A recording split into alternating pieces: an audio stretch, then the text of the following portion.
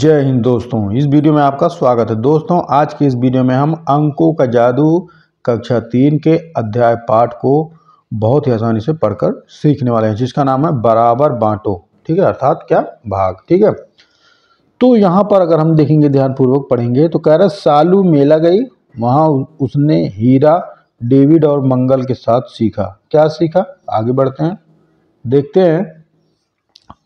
8 केले 4 लोगों में बराबर बराबर बांटने पर पहली बार में 8 - 4 बराबर 4 और केले बचे कितने, 4। दूसरी बार में 4 में से 4 जाएगा तो 0। सभी केले बंट गए, सबको 2-2 केले मिलते तो कितना होता, 4 से भाग करेंगे 8 में तो कितना, 2। ठीक है, अब यहाँ पर 10 टाफियों को 4 बराबर हिस्सों में बांटने पर सभी हिस्से में 5-5 टॉफियों के होते तो 4 से इसमें भाग करेंगे तो 5। ठीक है, इस प्रकार सालू ने, आगे देखिए, सालू ने यह सारी जानकारी अपनी मैडम को बताई। मैडम ने उसे कुछ और चीज़ों को बराबर बराबर बांटने को दिया।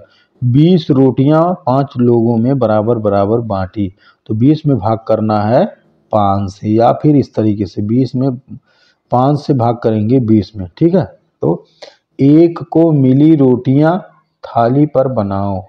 ठीक है, तो 1 को कितनी रोटी मिलेगी, तो हम क्या करेंगे, 4 बार लेके जाते हैं तो 5 जो कि कितना हो जाएगा, 20। ठीक है, तो 1 को कितनी रोटी मिलेगी, 4। 1 को मिली रोटियां थाली, 4 रोटी यहाँ पर बनाना है, 1 2 3 4 रोटी ऐसे बना लो। ठीक है, आगे देखते हैं।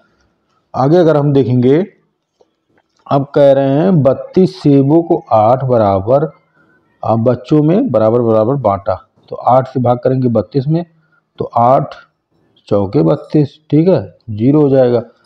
1 को मिले सेब टोकरी में बनाओ तो 1 को कितना सेब मिला हुआ है, 4 से, तो यहाँ हम 4 सेब बना देते हैं इस प्रकार से। ठीक है, इस प्रकार से 4 सेब बना देते हैं, ऐसे सेब मान लो इसको। अब देखिए आगे मैडम कैसे समझाती हैं, कह रही हैं कि अब मैडम ने सालू को एक और तरीके से बराबर बराबर बांटना बताया।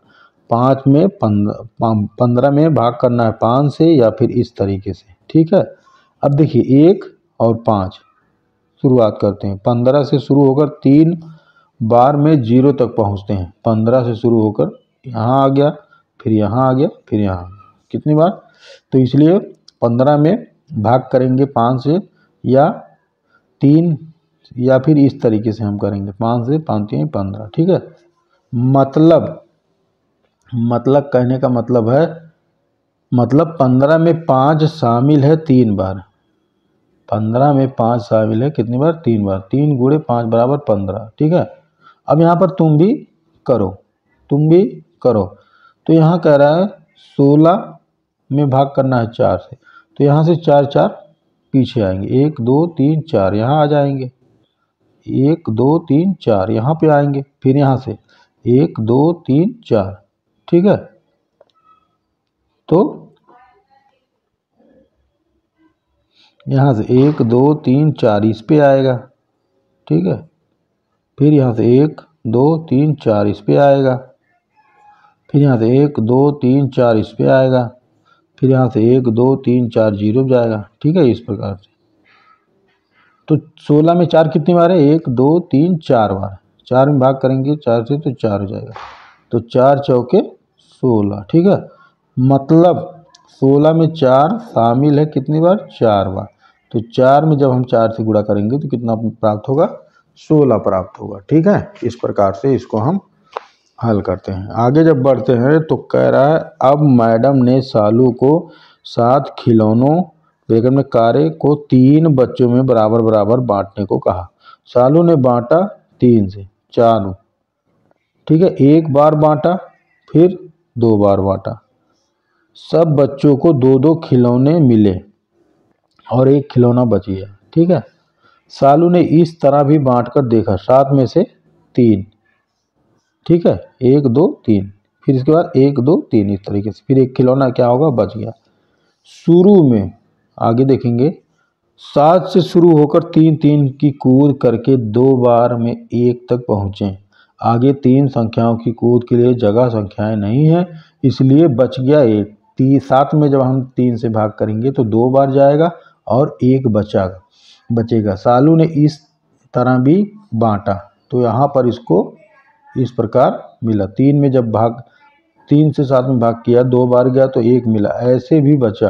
सालू परेशान, हर तरह से बांट कर देखने पर 1 ही बचता है। मैडम ने समझाया। तो यहाँ पर बराबर बराबर बांटने पर जब इतनी चीजें बचे जिन्हें आगे सभी में बांटा ना जा सके तो उसे शेषफल के रूप में लिखते हैं। ठीक है, अब यहाँ पर देखेंगे तो यह भाजक हो जाएगा और यह भाज्य हो जाएगा, यह भागफल हो जाएगा और यह शेषफल। यहाँ 3 भाजक जितने हिस्सों में बांटना है और 7 भाज्य जिसको बांटना है और 2 भागफल और प्रत्येक का हिस्सा व शेषफल बांटने के बाद। ठीक है, तो आज की इस वीडियो में हम भाज्य, भाजक, भागफल और शेषफल के बारे में बहुत ही आसानी से पढ़कर सीखने वाले हैं। तो यहाँ पर अगर हम देखेंगे ध्यानपूर्वक तो कह रहे हैं मैडम ने समझाया, बराबर बराबर बांटने पर जब इतनी चीजें बचे जिन्हें आगे सभी में बांटा ना जा सके तो उसे शेषफल के रूप में लिखते हैं। कैसे? देखिए, 7 में भाग दिया जा रहा है 3 से, 7 में भाग दिया जा रहा है 3 से, और जिसमें हम भाग करते हैं उसको भाज्य कहते हैं और जिससे भाग करते हैं उसको भाजक कहते हैं। और जितनी बार मान प्राप्त होता है तो उसको हम भागफल कहते हैं, और जो शेष फल बचता है, जो अंत में बच जाता है, उसको हम शेषफल कहते हैं। यहाँ पर देखिए, ठीक है, यहाँ 3 भाजक यानी कि जितने हिस्सों में बांटना है, जितने हिस्सों में बांटा जाता है उसको हम भाजक कहते हैं, और जिसको बांटा जाता है उसको हम भाज्य कहते हैं। प्रत्येक का हिस्सा जितनी बार मिला है उसको हम भागफल कहते हैं, और जो बांटने के बाद बचा है उसे हम शेषफल कहते हैं। ठीक है, आगे देखेंगे तो आगे जब हम बढ़ते हैं तो सालू को समझ में आ गया कि बराबर बराबर बांटने में चीजें बच भी सकती हैं। सोचो, बराबर बराबर बांटने पर चीजें कब बच सकती हैं। 15 अगस्त का दिन है, लड्डू बांटने की बारी आई। मैडम ने सालू को ही लड्डू बांटने का काम सौंपा। सभी को 4-4 लड्डू देने हैं। सालू ने सब बच्चों को 4-4 लड्डू दिए, खुद भी 4 लड्डू लिए। टोकरी में बच गए लड्डू 3। कितने लड्डू बच गए टोकरी में? 3 लड्डू। मैडम ने सालू से पूछा, अगर टोकरी में बांटने से पहले 95 लड्डू थे तो कक्षा में कितने बच्चे आए थे? सालू ने कैसे पता किया? अब सालू क्या करेगी, यहाँ पर सालू ने कैसे पता किया, तो सालू ने 95 में 4 से भाग दिया, या फिर इस तरीके से। ठीक है, 4 से भाग करेंगे तो 2 बार जाएगा, 4 दूना 8, 1 बचेगा, घटाएंगे तो फिर 4 3 12, 3 बच गया। ठीक है, भागफल हुआ 2 दहाइयाँ और 3 इकाइयाँ अर्थात 23, और शेषफल प्राप्त होगा 3। ठीक है, अब यहाँ पहले दहाई के अंक को भाजक 4 से भाग देते हैं। इस प्रकार 4 से भाग करेंगे दहाई के अंक को, 4 दूना 8, 1 बचेगा।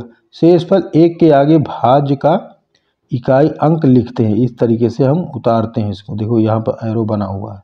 तो अब प्राप्त संख्या 15 को फिर भाजक 4 से भाग देते हैं, तो वहाँ पर इस प्रकार इसको हम लगाते हैं। 4 से भाग करेंगे तो 4 दूना 8, 2 बार गया, 1 घटाएंगे तो मिलेगा, फिर 5 को उतारेंगे, फिर 4 3 12, फिर घटाएंगे 3 मिलेगा। ठीक है, इस प्रकार हम इसको लगाते हैं। अब देखिए, बराबर बांटो और शेष बताओ। आपको क्या करना है, बराबर बांटना है और शेष बताना है। अब देखिए, 6 जगह बांटना है। कितनी टाफियां हैं? 50 टाफियां हैं, तो 6 6 48, 8 बार जाएगा और कितना शेष बचेगा? 2 टाफी बच जाएगा।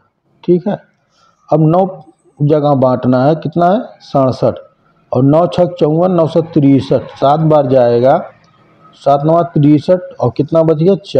4 पेंसिल बच जाएगा। ठीक है, इस प्रकार 8 जगह बांटना है, 8 दहा में 80, 8 दुनाई 16, यानी कि 12 अट्ठे 96। ठीक है, 12 बार जाएगा, 12 अट्ठे 96, कितना बचेगा? 4 बचेगा। ठीक है, इस प्रकार से। अब खिलौनों की दुकान पे बढ़ते हैं आगे। तो सालू को दिवाली पर खिलौने की दुकान खोलनी है। वह खिलौना बनाने वाले के पास जा पहुंची। उसने तरह तरह के कई खिलौने खरीदे। उसने खिलौने थैलों में इस तरह भरवाएं। तालिका में खाली खानों को आपको क्या करना है, भरना है। कैसे भरेंगे, यहाँ पर देखिए। खिलौनों के नाम शेर, हाथी, घोड़ा, तोता।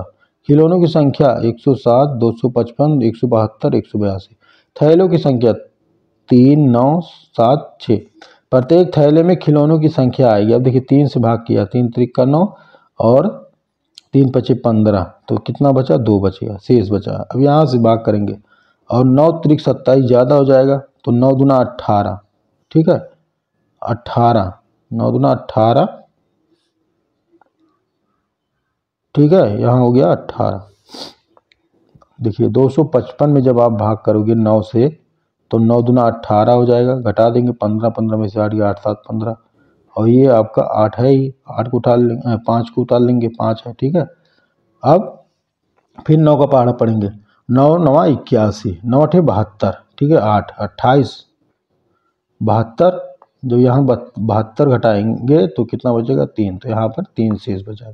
7 दुनाई 14, ठीक है, 7 दुनाई 14, यहाँ बचा 3। अब 7 त्रिक 21, 7 चौके 28, 7 चौके 28, 7 चौके 28, और बचा कितना, 4, 32, ठीक है। अब देखिए 7 चौके 28, 7 दुनाई 14, 2, 14 2 कितना होगा, 16, ठीक है। इस प्रकार हम क्या करते हैं, इसको भरते हैं। अब यहाँ से 8 दुनाई 16, ठीक है, 0 हो जाएगा, कितना बचेगा, 2।